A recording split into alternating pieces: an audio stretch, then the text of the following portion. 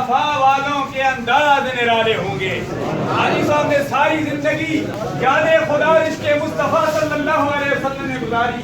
दिन में क़ियाम में जिनको क़ियाम किया करते थे, रात को भी क़ियाम में अल्हम्दुलिल्लाह काफी महीने में काफी दिनों में रोजे की हालत में रहते। आज हाजी साहब की खुशकिस्मती है कि आज एक निस्बत नहीं कई निस्बतें यहाँ मौजूद हैं।